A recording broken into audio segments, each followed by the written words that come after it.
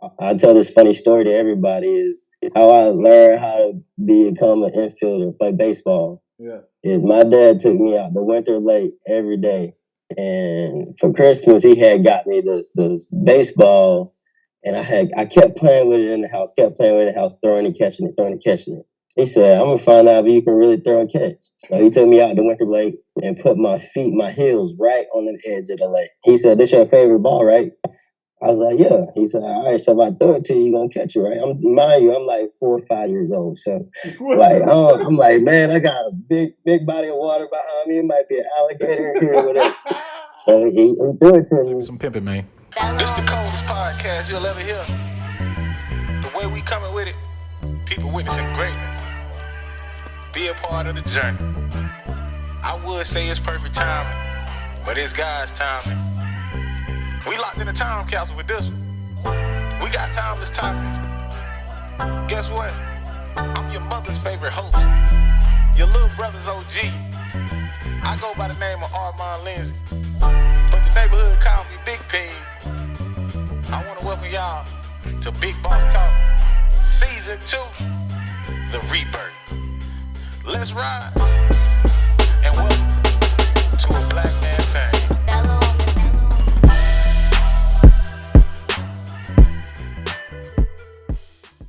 Yo, what's up, everybody? You know how we do it with the intro. We got another episode of Big Boss Talk, the podcast, man. Listen, if you haven't been watching or you don't know what we're about around here, man, just subscribe, like, hit the bell, whatever you got to do. We on all social platforms, just, Apple Podcasts, Spotify, everything. But listen, I got a huge guest on the screen today, man.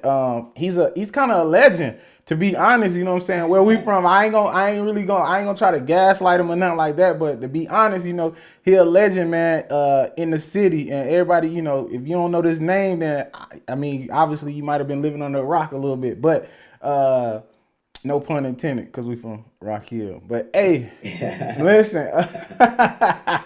But nah, I got Dupree Hart, man. Dupree Hart, age 25. Dupree Hart right now is a real estate agent. He majored in business administration. He's 5 months into real estate, so super new. Probably, hit a lot of just different learning curves, different hurdles that he can just be able to speak on, talk about, give game to the people that, really are interested in the real estate world. If not even the real estate world, but just game on life. You know what I'm saying? Even though he's done 5 months in real estate, he's got, 25 years of just life experience that he can really speak on, because this is a pivotal, I think that's the right word. Let's say it's a great period in your life where you're trying to figure everything out. And just like that, man, Dupree, I mean, let me tell you how solid this guy is, man. I hit him up and I just was like, hey, man, do you mind hopping on the podcast? Like I said, Dupree may not know me.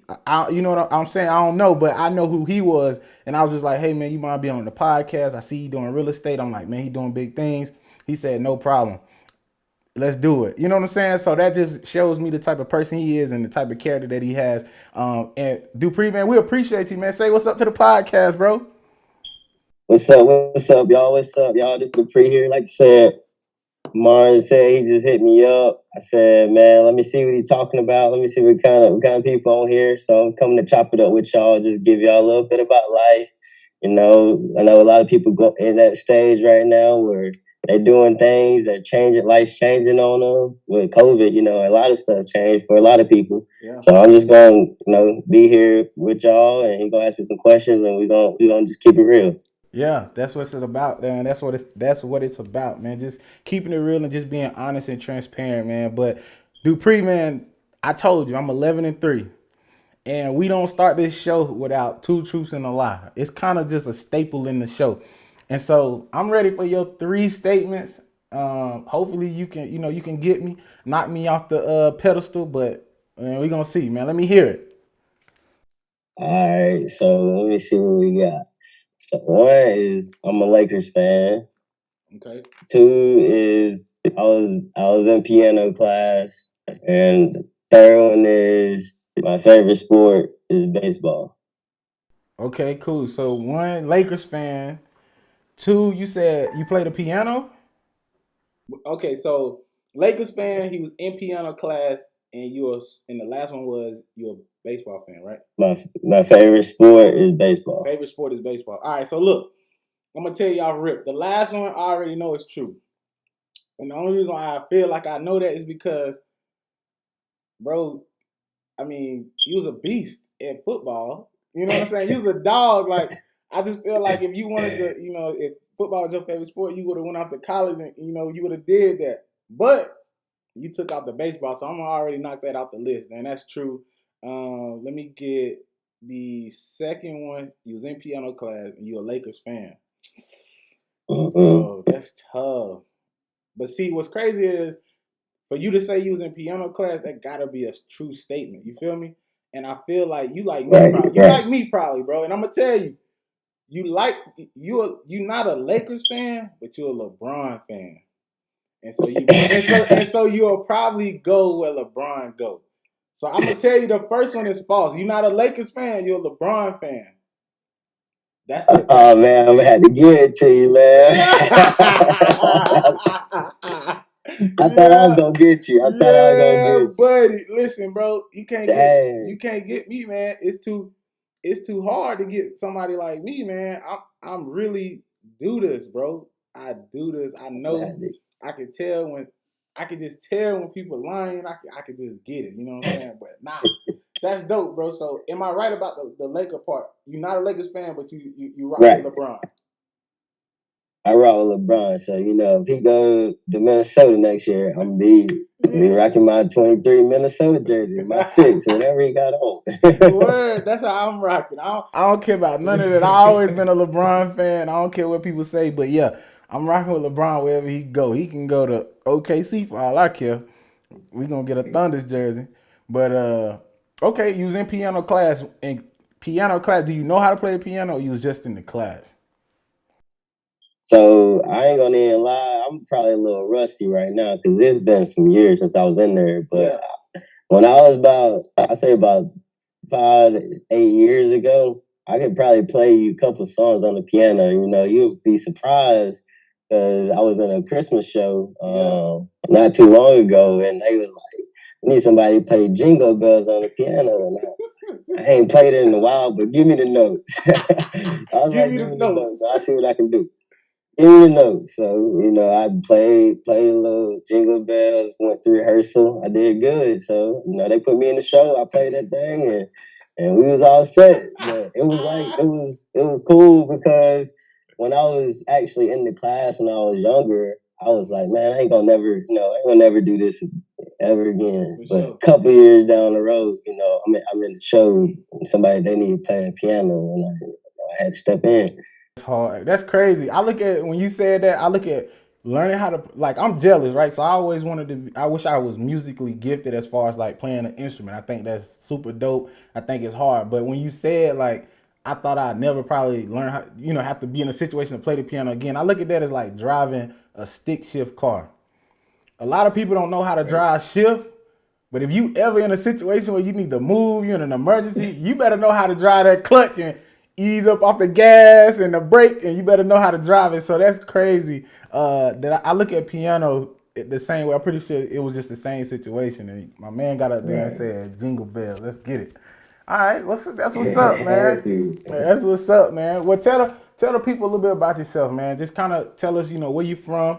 We already know. Well, I ain't gonna say we already know because a lot of people don't know. But you a dog when it comes down to the sports thing, man. As far as football, baseball, but tell us where you from, and how did you get into sports, and what made baseball your favorite sport instead of football? So like you said, I'm from the Rock Hill, South Carolina, born and raised. Yeah. I'm a big family man. I love my family, love spending time with them.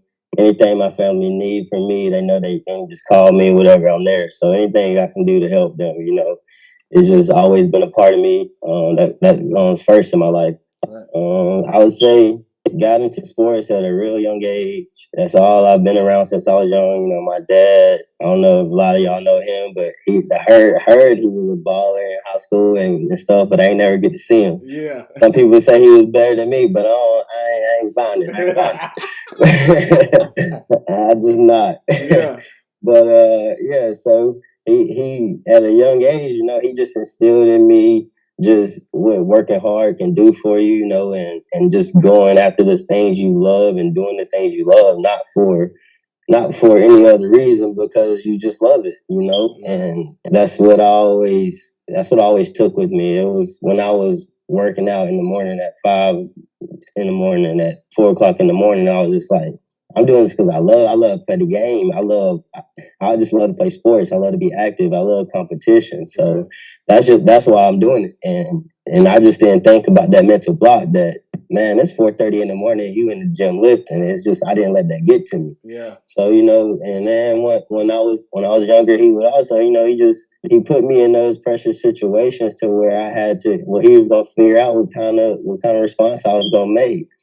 I tell this funny story to everybody, is how I learned how to become an infielder, play baseball. Yeah. Is my dad took me out the winter lake every day, and for Christmas he had got me this baseball, and I kept playing with it in the house, throwing and catching it, throwing and catching it. He said, "I'm gonna find out if you can really throw and catch." So he took me out the winter lake and put my heels right on the edge of the lake. He said, "This your favorite ball, right?"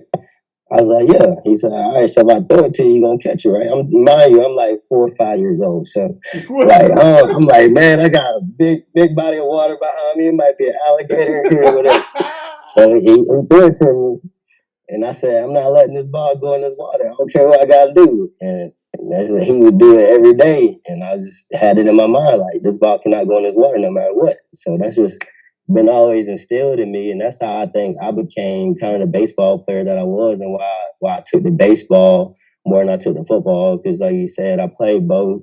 I love both. I love doing both. But I just feel like at a young age, like my dad always told me, like, you can be multi-sports. You can have other things going on in your life. It ain't always got to be, everybody from Rock Hill plays football and they only go to college to play football. No, you can do whatever you want, whatever you feel like is the best situation for you. Yeah. That's what you go do. And so that's what I always thank him. My mom always stayed on me about grades. So coming up, I wasn't even allowed to go on no fields if I ain't had grades. Like, no practice, no meetings, none of that. None of So they always had me straight on that. So I always knew classroom first. I get out of school, going to practice, and you gotta do what you gotta do, and then you can have fun after all that stuff done. So that's kind of what I try to instill in me, like, going forward in life. I still have in me this day, and when I have kids someday, that's what I'm going to teach them. You got to get what you got to get done, and then you can still have fun. Life is fun. Life is all about fun, but you got to do what you got to do first. Yeah, handle business first, and then you can play later. You know what I'm saying? Work hard, play harder. You get the opportunity. Some people, you got to learn how to balance. Both. You can't party too hard and then forget about the work aspect, because then you start to put yourself in a box and your back gets against the wall and just things don't work out how you want. So that's crazy. That story is crazy, because that's just sound like if you want to learn how to swim, I'm just gonna toss you in the water and you just gonna have to figure it out type story. So that's crazy.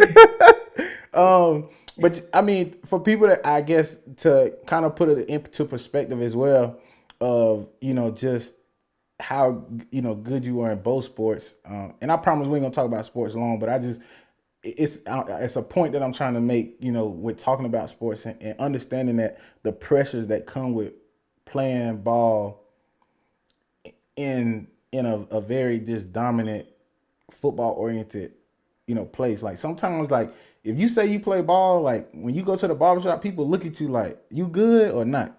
Because that'll determine how they treat you. Like, to be honest, like, they'll be like, "Oh, nah, that's Dupree Hart." Like, you know what I'm saying? Like, it's just different conversations. But if you more or less like, "Yeah, I play ball," you start. "No, I don't start." What position you play? I play offensive line. Like, oh, okay. You know what I'm saying? Like, it can kind of discourage you a little bit. But that's the type of pressure that people in our city will put on you, or how they will differentiate you. And I feel like it shouldn't be like that, just because we've always seen even some of the brightest players or the brightest stars, they kind of dwindle sometimes. And it's those people that you may have second guessed are the ones that really overcome and be the players, and you wish you might have treated them a different, or talked to them a different type of way, right? So that's why I always treat everybody with respect and treat the janitor just like you would the CEO. It doesn't really matter. Like everybody's on the same playing field. But you broke AJ Green's record in high school. What record did you break? So I broke his so most total touchdowns and then most catches in a career. Bro, that's crazy. Everybody know who AJ Green is. But dog, you did that, and not only that, how tall are you? 5'5". All right, listen, height don't matter. Dupree just threw all that out the window. So if you're an athlete watching this, or you just any type of competitor, man, if you got the dog in you, got the dog in you. Size don't matter, and Dupree shows it. He's living proof. And so where did you go? Why did you choose? What college did you go to? And then why did you choose that college to play baseball?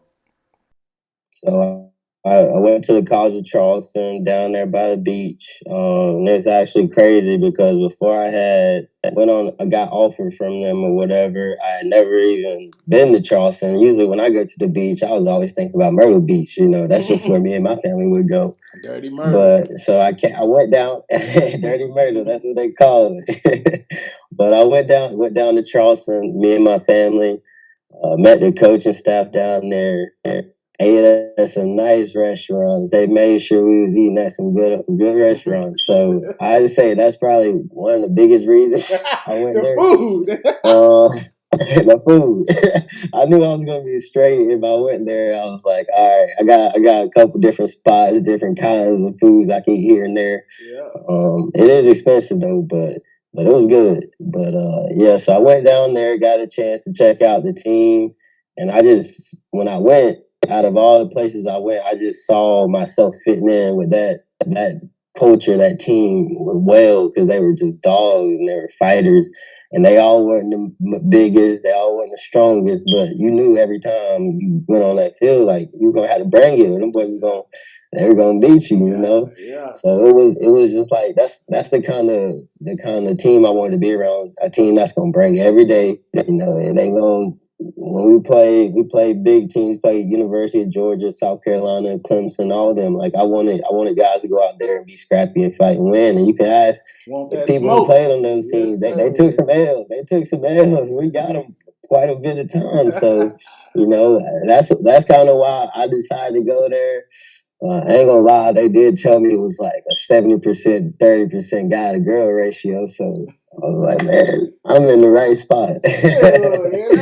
I'm in the right I got food, the team five, and you got shoot, you catch me in like a little classroom, I'm gonna be, if a classroom of 10, it's only gonna be 3 guys. I got good averages then. It's only gonna be I got a good chance. I got a good chance. That's cool, man. And College of Charleston, man, I didn't even know they had such a great baseball program, man. It's crazy. Once you like, I guess for me, I was so small minded with schools, right? Everybody was like, when you playing ball, you want to go, D1, D1, D1. But there's so many schools that are, obviously D1 is great, but there's some D1 AA schools, there's some D2 schools that they can ball, man. They got athletes, and you just don't realize how much opportunity is out there until you are actually, looking or in that type of position. And so, College in Charleston, to me, like, when I first saw it, I was like, College of Charleston, they got a baseball team. And then I was like, then I started watching, stuff pop up on Facebook. You would player of the week or conference player of the week, players of the month. You just like, oh man, like, and then you start to, it make you want to look into the team, and you like, okay, you see them like, oh nah, these boys really good. They playing some top notch teams and they holding their own. So it's like, okay, cool. And that's just the type of thing. Like I feel like, for me, it's just like I love seeing that type of stuff. It's like somebody being totally different, going outside the box, sticking in their lane, and creating a wave. Because I'm pretty sure it's other people that look at, they hear about Dupree and say, well, yeah, I can go play baseball too. You know what I'm saying? What did you major in, and why did you major? Let's get to the business. What was your plan? What was your plan going into College of Charleston? Like, what did you always want to be? Did you have a dream of being something particular growing up? So when I got the offer from College of Charleston, They were like going through telling me like you gotta start picking a major. I had already taken the ACT, SAT, and all that kind of stuff. And they were like, you gotta start kind of picking a major, figuring out what you want to do. And I was like, I honestly don't know what I want to do. I just thought college, you went there, and it was like high school. You know, you had to take these classes and you graduate. But no, it's completely different, completely different No, from sir. that. So yeah, they say you gotta pick something you want to focus on. And I said, all right. So outside of sports, I kind of had to like say, what are my interests? Kind of had to break it down like that. I said, I like meeting people. I like helping people. I like having conversations with people who you might not ever think you might have a conversation with. I like just being in a kind of go get it kind of mindset. Like, hey, you never know when your next opportunity is, so let's take advantage of every opportunity. Right. So, that's why I kind of went the business route. People were telling me, like, you seem like you would be really good in business. I took some personality tests. They were like, yeah, business administration sounds like a thing for you to do. Yeah. And when I was going to college, I was just going to do sports management or something like that. So just easy. But I was like, the College of Charleston didn't have that, so I had to choose something else.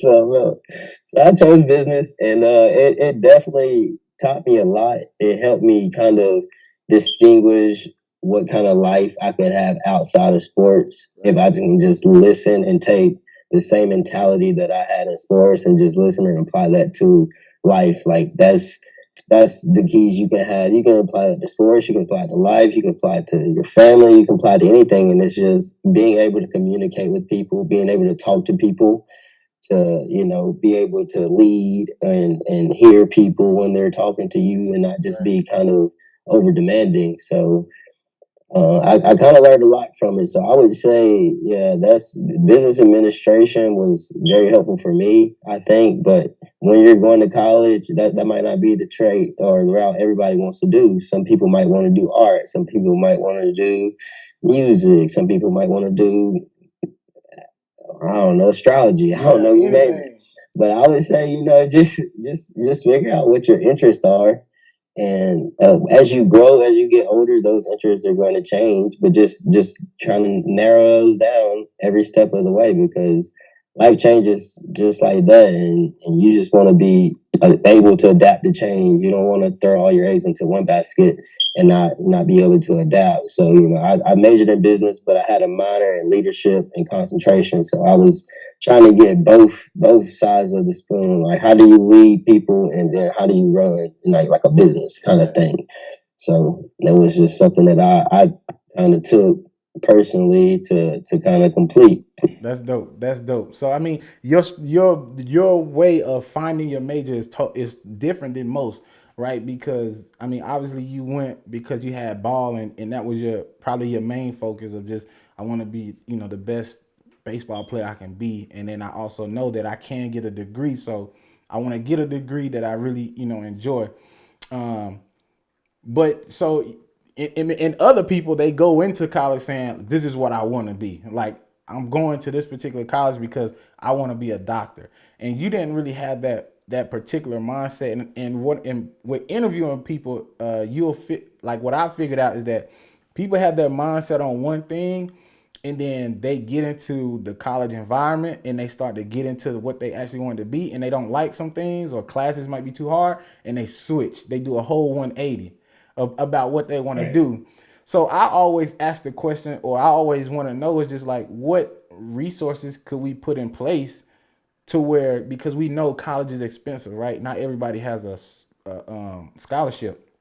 What resources can we put in place so that way kids can have college can do them a better service? And what I mean by that is, before going to college and just declaring for a major because that's just what you thought you enjoy, but you don't know the grunt work behind it. You don't know, you got to ask people what pisses you off about this job, because that's what you want to know. It's not what you like about the job, it's what pisses you off about the job. Because if you can handle it, because if you can handle that stress, or you can handle those type of things, then okay, this job or this career might be for you. But if you're not I guess a detail oriented person, or you're not a meticulous person, being a doctor or trying to be a nurse may not be for you. You may want to help people, but you can help people in a different realm. And so that's kind of, to kind of get everybody's wheels thinking is just like what process, do we have in place? Like, what would you suggest? What type of program or resource you feel like should be created to give people a better opportunity? Because I know right across the street from y'all have ACT. But Right. everybody don't go to ACT and everybody doesn't see the value in ACT. Do you feel like ACT is a definitely a great value for people that's like, college may not be for me. I might need to pick a trade or figure out, this field before actually declaring a major. You feel like that's valuable? I feel like I feel like ACT could be valuable to some people. Like me, I had never went to the ACT program because I had never like said, hey, I want to be a pilot or I want to be this or I want to be that. I think I think if there was a way that all the people like us who've been through it and who've been through that high school and getting ready to go do other things and be better at life, just having just a community to where we can all get together and just talk and just be together. You have any questions, anything bothering you, Yeah. let's talk about it, and then just being able to kind of be there to support them, because when they go to college, it's all a different story, and then some people might not want to go to college, right? Right. So, and figure out those kind of things that you don't have to go to college to do. Like you can get some certificates and licenses when you're 18 years old, and you never had to step foot in college. And you can, those 4 years that you would have been in college, picking a certain major, you can kind of say, hey, I'm licensed in this. Let me try this out for 4 years or 2 years or whatever. Yeah. And then you can also get other license. And then that's kind of how I treated it when I was in college. I was like, any opportunity that I can to get a license, like to be licensed in something, like I'm gonna do it. Yeah. Because I just know what kind of it's like I didn't get my doctor's degree, but like I have different kinds of licenses like that speak for itself. So What kind of I had to get licenses my you got? insurance license. I got my insurance license. I'm a licensed lifeguard, like certificate. Dude.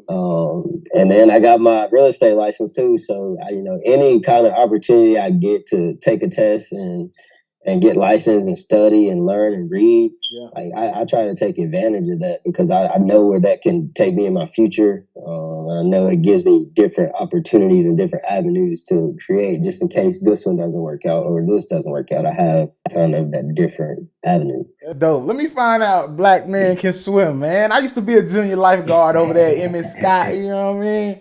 But Right. that's cool, man. I think you hit on some major good points, man. I think mentorship, when you talk about having a community of people just to be able to help and give advice, I think mentorship is big, man. I can honestly say right now, I don't have a particular a mentor. You know what I'm saying? Somebody that's in my particular field or that's trying to accomplish the things that I'm trying to accomplish, that I could pick up the phone and say, hey, what did you do in this situation, or what should I look out for along this journey? And I feel like what you talked about, the mentor, just having mentorship and just having a community of people that can advise and help give good advice, not bad advice or lazy mentality advice. You know what I'm saying? Really good advice from really solid people. And I feel like, one of the goals for the podcast is, as the more people I'm able to sit down with, the more people I'm able to talk with, people that's watching this, they can pick up on a certain name or a certain person, and they can say, well, I know Dupree does this. Maybe I can reach out to him to see if maybe he can help me in this certain area, right? And it's just building a network and building that web of people that you personally can connect with, because we're having a visual conversation versus a LinkedIn profile where they might even check LinkedIn or Instagram, where you don't know the situation. So I think this is giving a way bigger. It's bigger than me. It's bigger than what I originally set out for, because as I see it grow, I see the different things. I see how it can help others, versus just what I started out doing the podcast for anyway. What I do want to ask is, obviously we know you got license and everything. Can I ask for me? I knew when I went to school to play ball, I wanted to play ball. I had a dream of I'm gonna go to the league. I'm gonna go play in the NFL.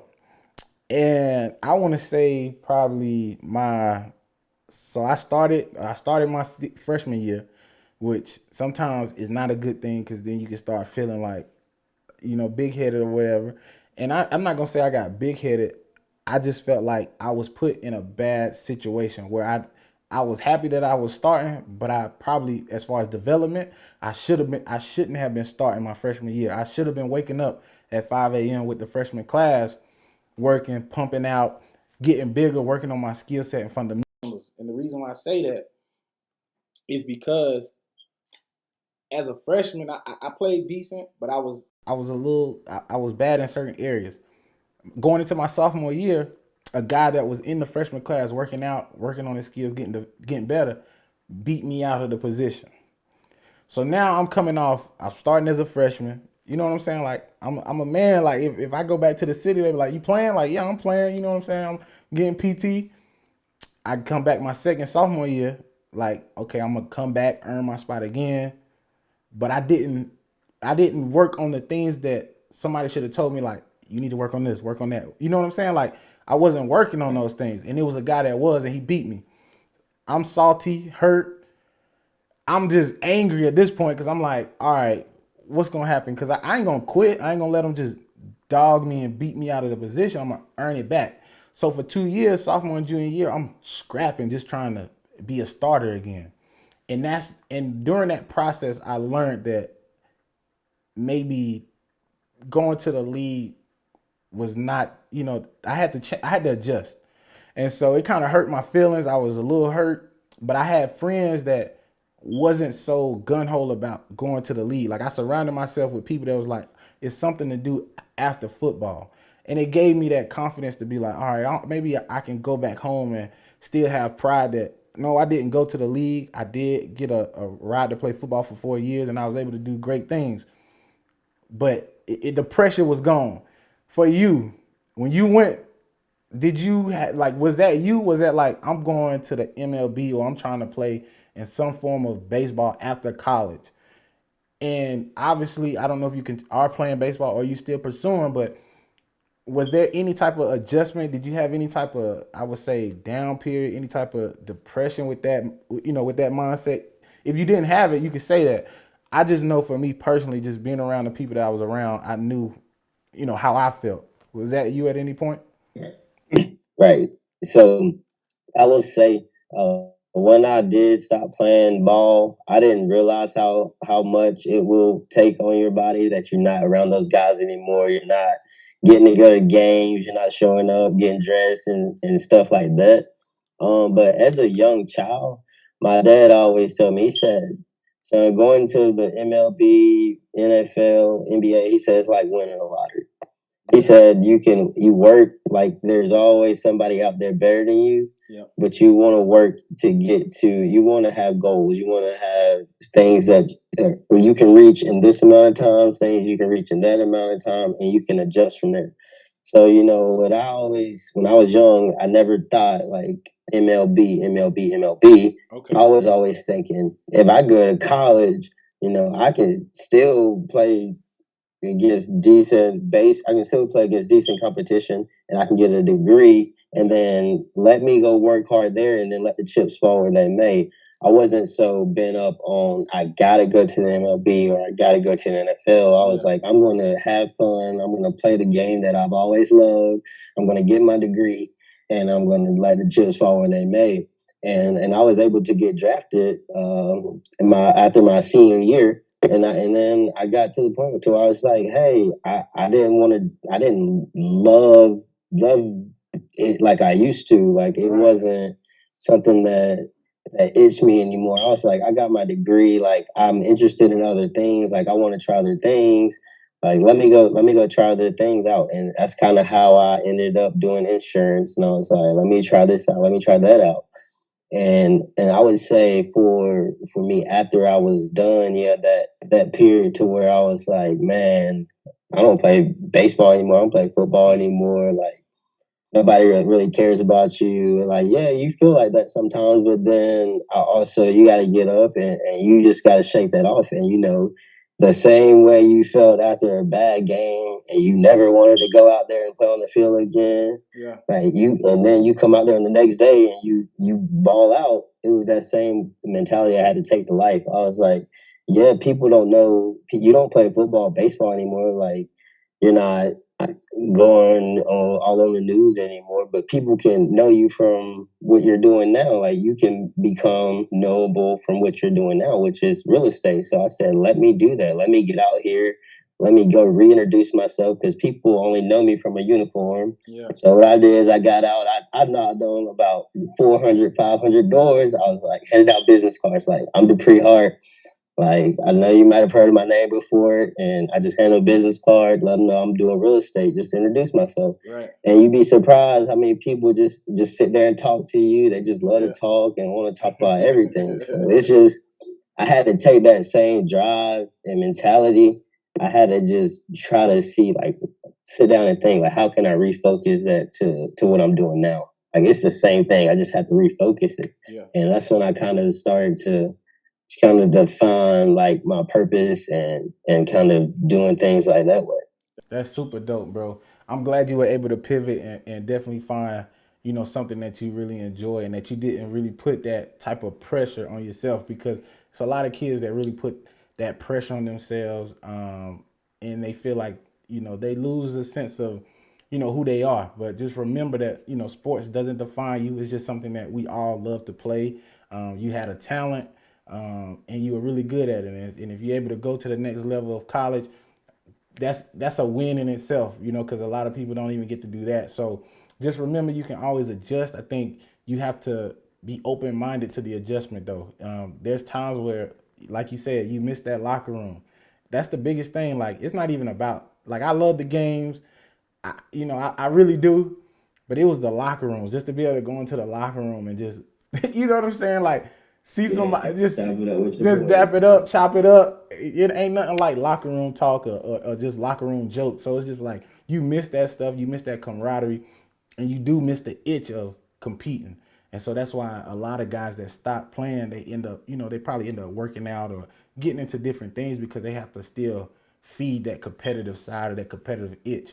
And so that's great, man. But I want to get into real estate now.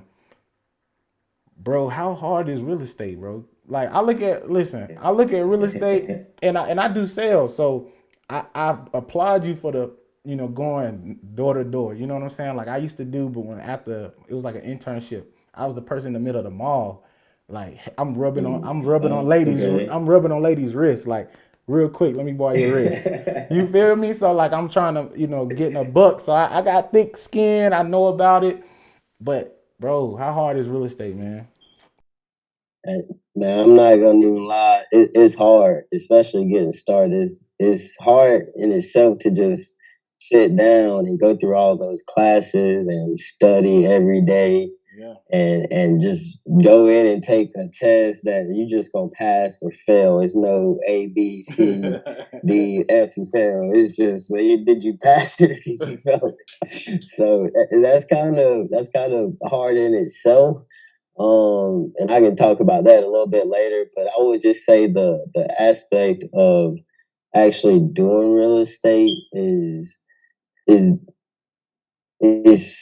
can be easy if you love to do it, if you love to help people. Like, if you are in it for just the money, like, it's gonna be fun, but you gotta be wanting to help people. You gotta be wanting to, like, you couldn't do this, but how can I make this happen for you and your family? Like, that's kind of what I have to take to it. Like, how can I make you and your family happy? So you're like, dang, he really like went over and above for us or whatever. So I would say that part of the job makes it fun. Yeah, it's tough when you talk to someone and they're like, yeah, I want to sell, and they end up not selling, or they end up using someone else. But you just have to take that with a grain of salt and get up and try again. It's just like, you can't beat yourself up over. You can't stay down about it. It's gonna happen. It's life. Like, life's not gonna go perfect. Everything's not gonna go your way.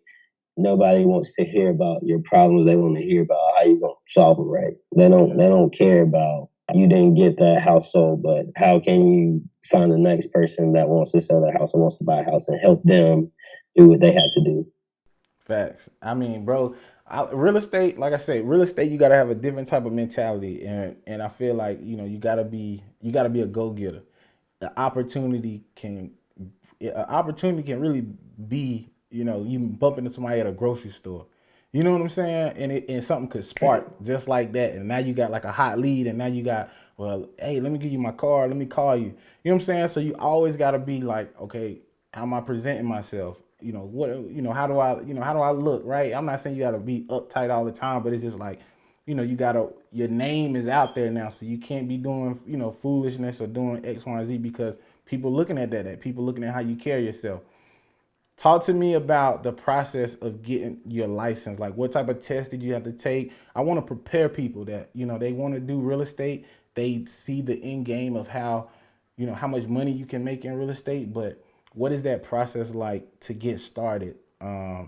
What's the test? Where can you sign up? How much is it? Just give us that type of rundown. Okay, so I did mine through. There's different kinds of real estate schools and stuff you can do. Some are online, some are in class, like in person. I've heard the in-person classes are easier because you're sitting there and somebody's like giving you the information. As far as the online classes, where you're kind of reading information, writing down the important parts and going back and studying it. That's how I did it because I was still working 50, 55 hours a week while I was studying for real estate. So it wasn't something like, oh, I was able to sit down for 10 hours a day and study for real estate. No, I wasn't like that. So I just want to tell people the excuse of, oh, I have a job. Like, if you really want to do real estate or really are interested in it, like, don't let that stop you. Don't let working 40 hours a week stop you. I had to get up a little earlier. I had to. That's like I said, that same mentality I took from getting up, going to the gym, working out. I got up and studied for my real estate. I had to kind of figure out how to put that into my life because it was something that I wanted. And I would say so doing the online class process, I was a big note taker, so I like to write down everything. So I always have it with me, can go back and study it anytime I want to. I don't need a computer right in front of me to know what I had just read 15 minutes ago. Like, I got it with me in the car. I got it with me, when I'm waiting on food in the driveway or something like that, or drive through. But so it was just like a mentality that I had, and the cost, it was expensive to get started. It was about $700 for the class, and then for the test at the end, you pay about $50 or $60 to take the national and the state part. Okay. It's like $35 for the national and like $30 or $35 for the state. But then, like, you go in there. I just had in my mindset, like, I don't want to pay this money again. Like, I'm not trying to pay for this test anymore. I paid enough money. I felt like I've studied. I've given it my all, so I'm going in here and passing it. Yeah. And it was, I worked out. I passed it on the first time. I heard people say, like, yo, I can't get it. I can't get it. And I just tell those people, like, keep trying. Because, like, it's definitely, the career is definitely rewarding, but it's a lot at first.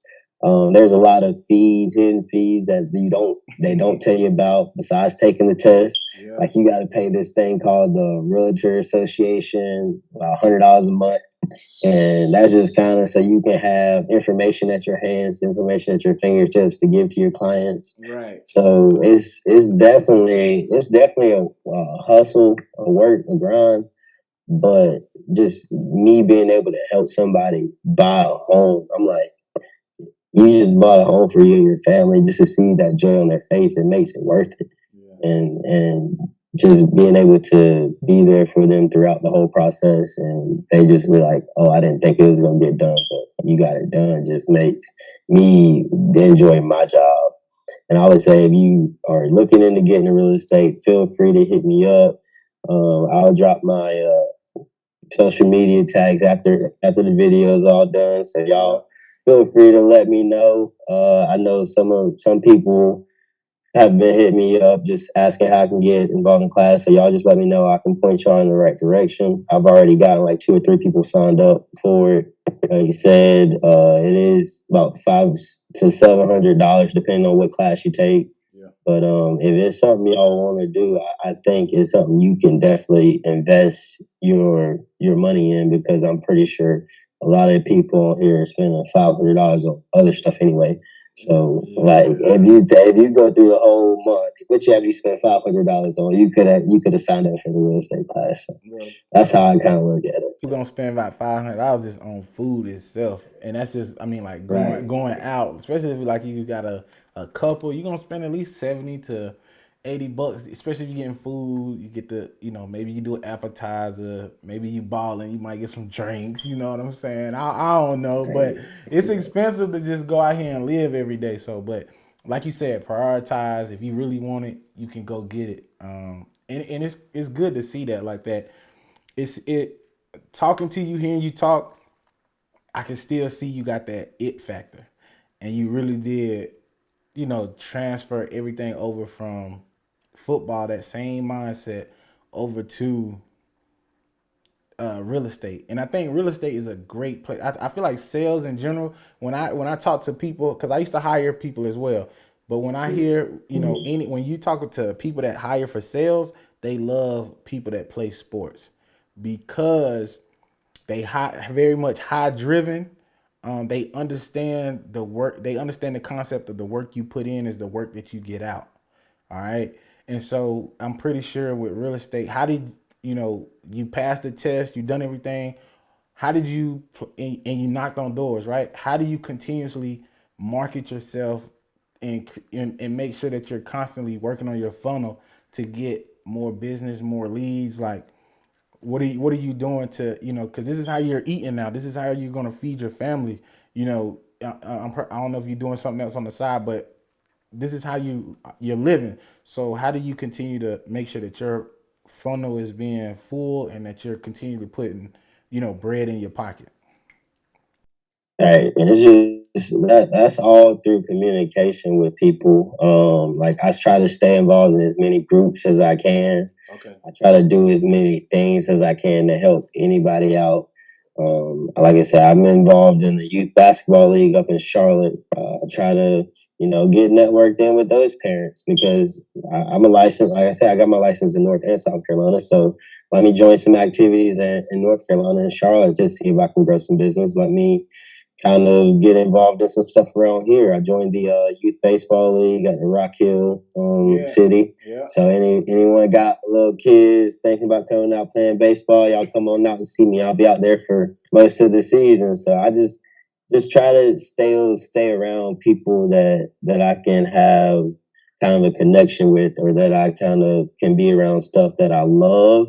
So when I am doing real estate, it's not so much of me saying, hey man, you want to sell your house? You want to sell your house? Is, hey, this is what I do. Like, we connected. If you ever have that need, like, you got my information. I see you every day. Like, I'm here. And you just be surprised how things go when you're not just out there just for the money. Like I say, you're just out here to help people, and I'm involved in organizations, and just people will say your name, and they know people who want to buy, they know people who want to sell. So it's just being around as many people as you know.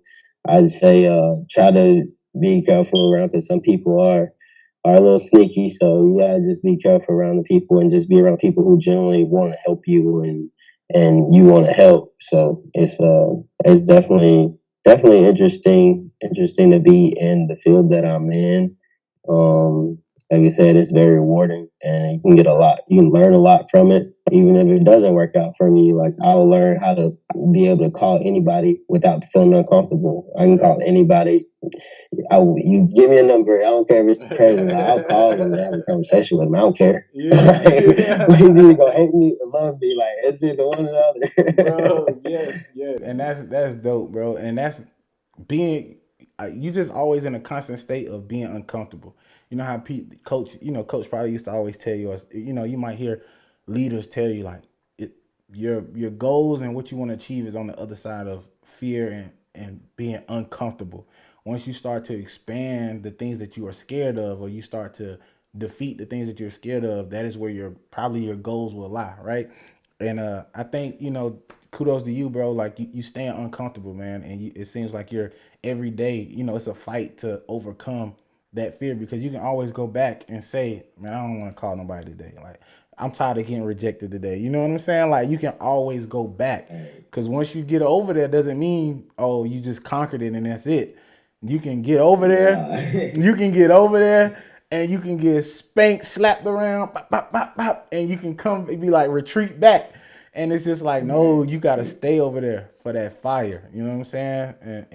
And stay for that pressure. And that pressure, usually, if you don't fold, that pressure turns into diamonds. And so, bro, I was excited to sit down and talk to you, man. I appreciate you just taking time out your day. I never like to go over like an hour or whatnot, but I appreciate it, man. It was a great opportunity to see. I didn't even realize we was that deep into Yeah, it's it. deep, man. That's just how I go, man. Just good conversation. That's just how I go, man. But I appreciate you, taking time out your day to, spit game and just really just talk with me, because now obviously I didn't know you, personally. Now I do, and now that I know, you know what I'm saying. I know you do real estate. If I'm ever in the South, I come home to South Carolina, I know somebody that that I can get a home from, right? And so it's just beautiful to see how this connection works. And now, anytime I'm in the city and I see you, I'm like, yo, what up? You know what I'm saying? And it's gonna, you know what I'm saying? And it's gonna be a tight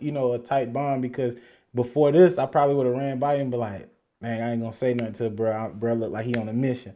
But now, we made this connection, and I know you, and it's just like I'm adding more people, more genuine people to, my network, and be able to, if there's any way that I can help, let me know. I would love to, all, 2-3 years from now, come back onto the podcast and be able to, show your growth, show, your lessons that you've already learned, because you new in it right now and you've already experienced a lot. So I know 2 to 3 way more game to, spit and be able to tell people. So, man, thank you, bro. It was an honor. I can't let you go. I have to. The biggest thing is I need a recommendation. That's how I keep the network running. I need a recommendation of somebody that's like super dope, somebody that I can sit down with. They fit the mold of the podcast, right? They got a lot to offer. Maybe their story is a little different than others. Maybe they took a different route. Maybe they're doing a different career than most people would thought. Give me a name, and then all you have to do is you gotta send me that information as far as it could be Instagram or telephone number, and then you reach out to him and say, hey, this guy Armand is gonna reach out to you. I just did a podcast with him. It was super dope, real chill. He's legit, no scam. People be scamming. I get messages from these people local, like, hey, do you want to come support the NAACP? I'm like, nah, not today. So just let them know. But who you? So I'd say Josh Crump. I don't know if you ever heard of him. He was a guy I played ball with back in the day. He's done the same thing like me. Went to college, played baseball, but now he's doing something else. He's kind of been inspirational to me. He's trying to start up his own businesses and stuff, business lines, kind of selling merchandise. Got some hats on the way. He's living out in Florida now, but comes back and forth. So I think he'd be a dope person to talk to, because he's even experienced that transition of moving out of a whole different state and still having the ground. So I know that's even tough in itself, just living in Miami and just having to still be able to, grind, because there's a lot of distractions down there. I tell you that. Yeah, it's different, man. You don't have that. That's a different uncomfortable feeling, right? Because I live out here in Houston, but after I went to college, I stayed in Greenville. In Greenville, you still kind of close to Rock Hill, like 2 hours, right? Then I went to Austin, Texas, and then now I'm in Houston, Texas. So now it's just like the chips can fall where they fall, but just know it's on me, and I don't have nowhere to retreat to. You know what I'm saying? I can't go back home. So, but it's good to see that y'all baseball boys stick together, man. Because I do know Josh Crump. I know you probably know Josh Massey. Josh Massey, yeah, that's my dog. Cookie Massey. You know what I'm saying? All them my people right there. So like we kind of, I ain't gonna say we related, but just Cookie, my daddy, I'm pretty sure your pops, like, they just kind of all ran in circles. Yeah, I wasn't a baseball guy. good. I just wasn't a baseball guy. So y'all stuck around and played baseball. I just wasn't a baseball guy. So our people know each other, and it's all love, man. But dude, I appreciate it. If you can just send me over Josh Crump's number and just hit him up, I'll get with him. I'll get something down on the calendar, bro, and we'll continue to keep this thing growing, bro. But I wish nothing but success on you for real estate, bro. I know you got the it factor to be the greatest, to be the greatest at whatever you do, bro. And I'm showing love on the podcast, and just know it's all love over here, bro. Thank you. We appreciate you, man. Yeah, shout out to everybody who tuned in tonight. He got a good show going on over here. Y'all keep track of it. I'm gonna try to get back on here and see y'all. But if y'all have any real estate questions, thinking about real estate, my Twitter is Dhart, so DHART 514, and then my Instagram is Dupree DUPREE _Hart HART. Y'all feel free to add me, ask me any questions. I'm pretty good about responding. Like I said, I knew of you, but I didn't really know you. But like I said, I took an opportunity. I was like, man, let me just do it. Yeah. I'm like I said, I'm comfortable being uncomfortable. So y'all feel free to get at me, and I hope y'all do good. And I'll send you over Josh's information. That's dope, man. Send me over your social media handles too, because I'm gonna have it going through the video once it go uploaded. All right. All right. Bet, man. Appreciate Let's you. keep rocking and rolling. Yes, sir. Ain't Take nothing care. gonna stop You too, us bro. now. We here. And we back. They say, Peanut, you so cold. I want to thank you. All the bosses listen to Big Boss Talk. The people listening and watching. We love you over here. We're going to leave the same way we came in. Coming with the coldest podcast you'll ever hear.